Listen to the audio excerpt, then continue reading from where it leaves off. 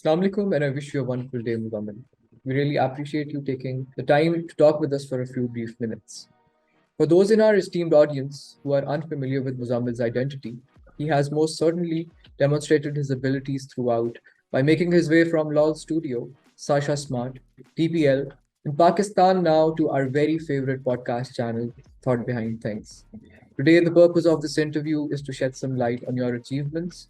So let's get right into it. Muzammil, please identify yourself and the path that led you to become one of Pakistan's most prolific podcasters and tech influencers. Assalamu alaikum. First of all, thank you for having me here. My name is Syed Muzammil Zaidi. I'm a content creator, content engineer, and digital media specialist. I started working in the digital media space back in 2010. I was still a student at the time in computer science. So tech was something that academically, I was pursuing, was always interested growing up. My older brothers were also computer scientists. And so at a very young age, I got a lot of insight and a lot of access that a lot of other people didn't have at the time.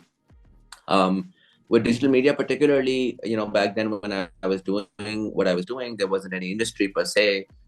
We were just really creating content for the sake of creating content, really just as scientists trying to explore all of what we can achieve. Over time, we moved towards videos in 2012. The first video that I made was this sort of a social experiment where on my birthday, I decided to instead of throwing a birthday party, I decided to do 22 random acts of kindness and sort of videotape that in a very amateur way and uploaded that on YouTube. To my surprise, that was the first YouTube video that I had uploaded, and it got blew up. It went viral all across the world. I was covered on Guardian, MSNBC. I was featured on Good Morning America, and so really I just found from the get-go I found the power of digital media. Especially for someone sitting in Pakistan, not with a lot of hopes and dreams, being able to break the barriers was very profound for me. Unfortunately, YouTube was banned 7 days after that in Pakistan, and so we had to sort of pivot to Facebook at the time. Me with a few friends from college, we decided to make some comedy videos that got really viral between 2012 and 2015. In 2015, after graduating from college, I actually made a video. This was right after the Paris attacks, where we, sent a message of solidarity and also, a message of, or rather, a statement saying that, we sympathize with you and we wish you recovery. But also we can't apologize for these actions because, as Muslims, as 1.6 billion Muslims across the world, we're actually also the victims of the same sort of terrorism that you're facing. And we recently had, APS Peshawar a year ago in Pakistan as well. Again, that video blew up all over the world, particularly in Europe. I was on CNN, BBC, covered by Reuters, published in every major newspaper. And I think that was the time where digital media in Pakistan was really sort of in a way was mainstreaming. 3G, 4G had come into Pakistan, and a lot of mainstream mass market consumers were getting onto digital media. And while the consumer evolution dictates that early on the consumers tend to go towards entertainment. For me, I think that was a turning point where I realized just how powerful this medium can be, and so I stopped creating content at the time. I pursued some of the data analytics side of things for a few years, just trying to understand, how does just sort of the engine, the behind the scenes work in all of this, and also while doing that, working consulting roles here and there and within the digital media space. In 2019, I restarted content, this time with a very different approach, with more data-driven, strategies, and also really trying to having understood consumer evolution in a much better way. We started with smaller 3 to 5 minute videos that combined entertainment and information, and really experimented with the idea that can we utilize this medium to educate masses in Pakistan on important topics like economy and on tax, on how do universities work, what does privilege mean, and from the get-go we were getting millions of views. Um, Over that series, we did I think 4 or 5 seasons. We have over 200 million views across Pakistan, and the uptake was incredible. And that's where Yeah. my hypothesis that the consumer is beginning to now change and be much more savvy in terms of the content they consume, and move really to from entertainment to infotainment, was essentially proven here. Um, at the end of 2019, I wanted to really dabble into long format content, and I really wanted to see what power imagery plays within Yeah. that space. I mean, you can talk all about content and how content is powerful, but there are certain factors that impact that content, right? And so I wanted to explore imagery, and I thought, can I use imagery to humanize some of the most hated people in Pakistan? It's not about what they're saying, but it's about how they're saying it, and the consumer now demands content in a certain way and connects with the content in a certain way. So if that imagery is changed, the same conversation can be done in a much more nuanced way and can be taken by the consumer in a very different way. And so we did a series called Unboxing. Pakistan partnered with the Central Media, and we had I ran a season of that, around 9 episodes. We brought in different politicians from different parties, and really tried to begin to understand. Again, at the end of the day, these are some of the most powerful people making decisions that impact 220 million people, and so you can't write them off by whatever you say, right? You really have to begin to understand how their minds work for to be able to understand what they're going to do with their policy actions. And so we did that series, and the feedback that we got was incredible in terms of, even if people were critical of what they were saying, it was more on the content that they consumed. Like at 25 minutes, this person says this, and I disagree with that, rather than just straight up bashing them and saying, okay, ये तो corrupt दो number लोग हैं, and चार गालियां attached to that. So um, that again was for me a validation that Yeah. you can utilize certain imagery touch points. You can go and really work on some variables, and utilize the medium for impact there. And so in 2020, I started Thought Behind Things. Again, the idea is in the name. We Yeah. just wanted to figure out, just like how I said, I really want to begin to understand why policymakers are taking the decisions, or the policy actions that they're taking.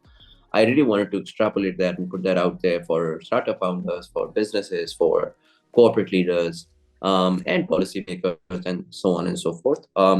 And so we started in 2020, really not knowing where this will go. We had some sort of a basic data-backed model of how the consumer is going to evolve over time and how we can potentially capitalize on that, but not really a very strong understanding of how we can potential, or where we could see ourselves in 2 to 3 years. Thankfully, in the last 3 years since we've been live, and we have just completed our season 3 with 300 episodes. Yeah.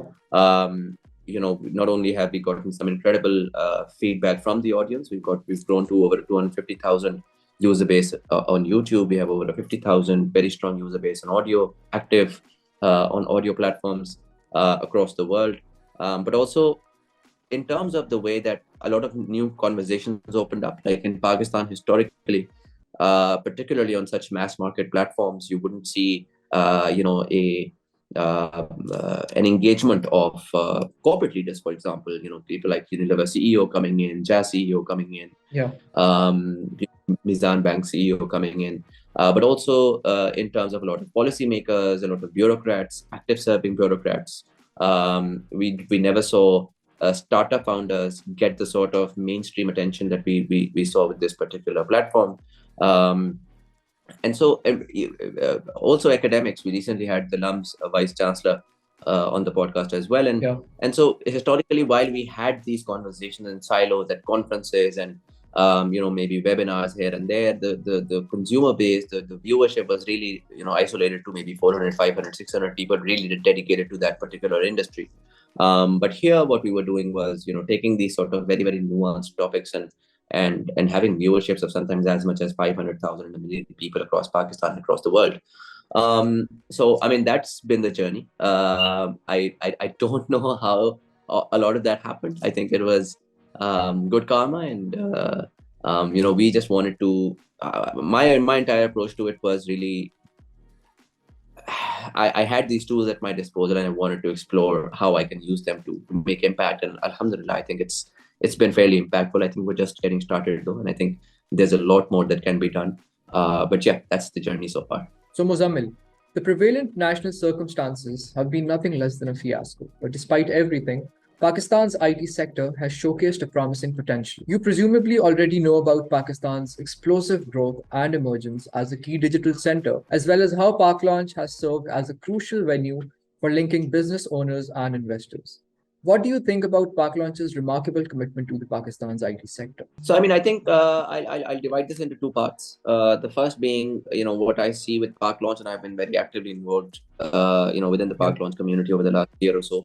I think, in my opinion, you can't really grow any industry, you can't really grow any economy unless you really begin to get the fundamentals of collaboration right. Fundamentals of collaboration really directly connect to trust. What I see has happened with Park Launch, and something that we at TBT had been able to achieve in a way as well, was begin to create communities that can first of all share their learnings and ideas and their stories, right? Their human stories of really what's going on with there. Um, when you open up those conversations, I think the element of trust automatically starts brewing. And obviously with that comes networking, and with networking comes collaboration. And I know for a fact, I've seen that firsthand with Park Launch over the last year, that has grown immensely. yeah, And I think that I'm super excited, most of all, with how that innovation and that sort of disruption is driven now, when a lot of these sort of great minds are beginning to work together, and in a lot of ways, in a very interdisciplinary, cross industry functions way. So that's, I think, to answer your first question, I think that Park Launch has been instrumental in yeah. connecting, whether multiple industries or people in Pakistan with people from abroad, or in any which way.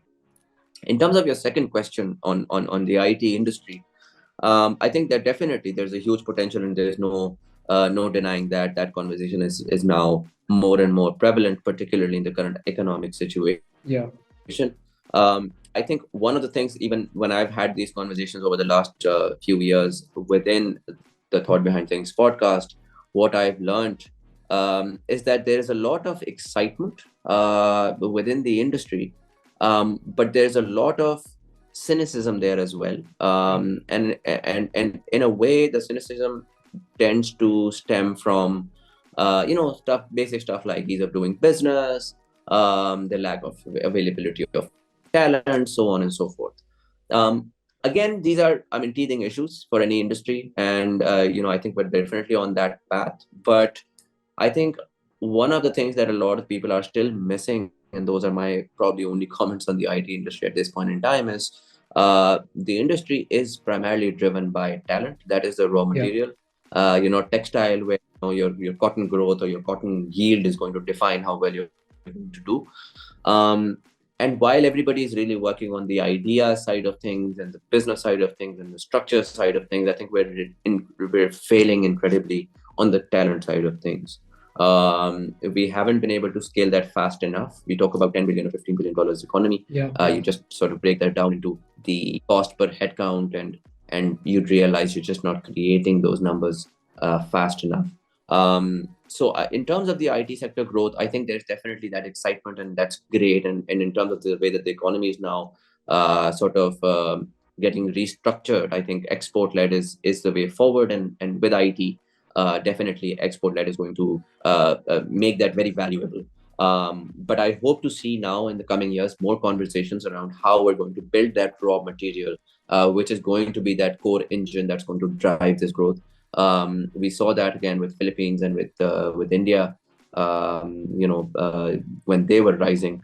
I'm just curious to see how we're going to be able to convert those success stories into something more culturally contextualized to Pakistan.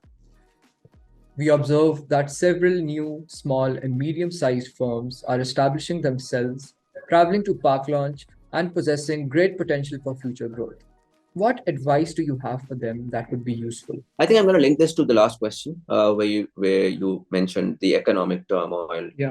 and that's very serious, and that's definitely on the top of mind of every person sitting in Pakistan and even outside of Pakistan, with business interests in Pakistan. Um, I think we're at the cusp of a major change in terms of how our political Yeah. economy works. Yeah. And at the heart of it, really, I think one of the things that we're now beginning to understand is that we have to move away from a consumption-led economy to a export-led economy. And I'm glad that over the last few years that thought has now mainstreamed, at least in certain circles. And so, having said that, for a lot of young, small, and medium enterprises and startups that begin to think of ideas that they need to implement in Pakistan, historically they've been looking at inspirations from the West or even Yeah. other sort of middle income economies, which were mostly sort of um, led by consumers within Pakistan and were consumption led. Um, Again, when you're doing a business or you're doing a startup, it's really important to understand the sort of ecosystem that you're going to be operating in, and what that ecosystem is going to reward and what that ecosystem is going to disincentivize. I think companies that are building their models around consumption are going to be generally disincentivized over the next few years in the current economic conditions. And so I would like to see, small and medium enterprises figure out how they can um, create models that are driven around the export-led economic opportunity that Pakistan is creating. The economy can nosedive as much as it wants, but at the end of the day, every passing day, it's creating more opportunity for companies that are working on export-led business models. And so I think when these startups are building their models and coming up with ideas, it's not as simple as taking a model that's worked in another economy or another a country altogether. They really have to see Pakistan in its own cultural context, trying to understand the consumers, trying to understand the economy. Again, if I sort of look back at what I did with Thought Behind Things, one of the things that really I think led to its success was I took a couple of years off and I really focused on the local dynamics. As consumers in Pakistan, we got internet 5 years later than everybody else, and so our evolution was very different. And so Yeah. I had to create a product that was inherently tailored towards that consumer, and around a dynamic that was, if I was doing the same thing anywhere else in the world, I'd probably have a very different direction. And so probably my advice would be the same to other small and medium enterprises.